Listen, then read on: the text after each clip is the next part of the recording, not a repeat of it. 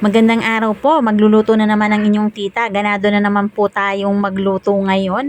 At ang ating pong lulutuin ngayon ay ukoy na kalabasa. At ayan po ang ating isasama dyan. Nagbabalat po tayo ng carrots. At pag nabalatan na natin yan, pati ang ating kalabasa, balatan na rin natin. Medyo may katigasan, medyo nahihirapan ang inyong tita.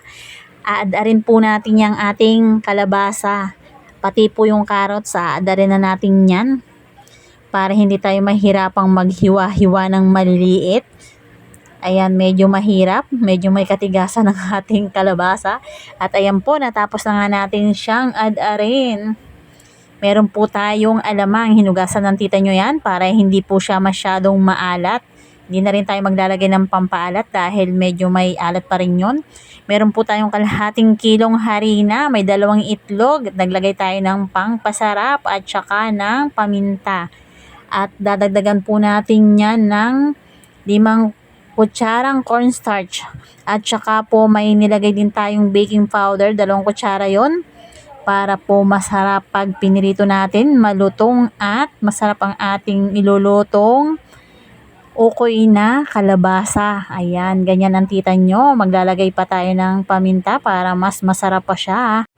Ayan, haluin po natin ng mabuti yung ating ingredients para mas maganda ang pagkakamix niya. Maglalagay na tayo ng tubig at kalkulahin nyo lang po, pero ang nailagay ko po dyan ay 1 baso at kalahati. Ayan, dahan-dahan lang tayo para maganda yung pagkakamix niyan.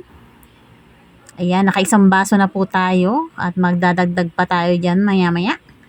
Ayan, haluin mo yung mabuti tita, kailangan maganda ang ating pagkakahalo niyan. Kulang pa nga dahil medyo mayroon pang hindi nahalo.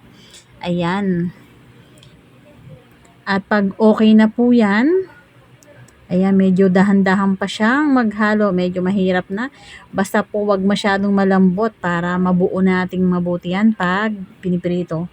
Ayan, isinama na po natin yung ating inadad na kalabasa at carrots. Ayan, mukhang magandang ating mailuluto ngayon. At inilagay na po natin yung ating alamang. Wala nga tayong nabiling hipong kaya alamang ang ating inilagay at masarap din po yan. Hindi na rin tayo maglalagay ng pampaalat. Dahil malasa na yun, naglagay po tayo ng bawang at sibuyas. Ayan, emekos-mekos nating mabuti yan para mahalong mabuti yung ating ingredients, pantay ang lasa niya. Naglagay pa tayo ng paminta. Lasahan nyo rin po kung okay na yung alat niya. Ayan po, at nagpiprito na nga po tayo. Medyo makapal yata ang pagkakalagay ng inyong tita. Dapat medyo manipis para po malutong pag ating naprito. At gumawa na rin po tayo ng suka. Hindi na natin na isa-isa kung anong kasama niyan. Kayo na ang bahala. Basta ang aking tinimplang suka ay masarap. Ayan, naglagay pa ako ng konting sugar. Nakulangan sa lasa ang inyong tita. At ayan po, malapit na yung maluto. Excited na naman kumain ng tita nyo. Siyempre, sino pang maunang kumain?